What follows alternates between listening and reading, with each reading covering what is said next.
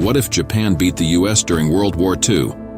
If Japan had won against the United States in World War II and occupied the country, the United States would have faced severe oppression and atrocities under Japanese rule. The nation would have lost its identity and cultural characteristics, transforming into a new Japanese colony.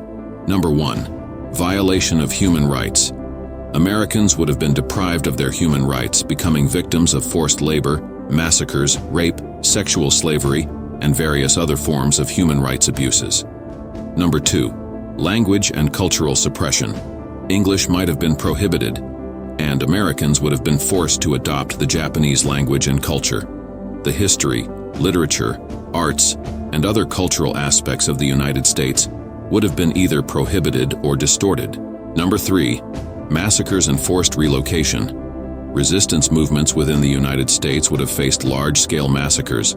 Americans might have been forced to relocate to Japan or other regions, disrupting their lives. Number 4.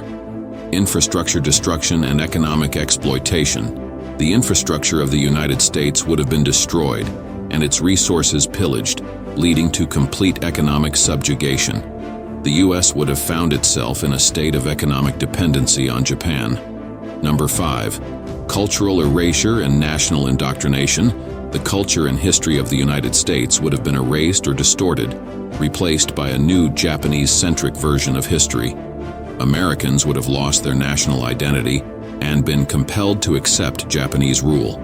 In such a hypothetical scenario, Americans would have suffered extreme discrimination and violence, and the development and independence of the nation would have been completely disregarded. It's essential to note that this narrative is entirely fictional, created based on the imagination of a possible alternative history. Thankfully, such a tragic turn of events did not occur in reality.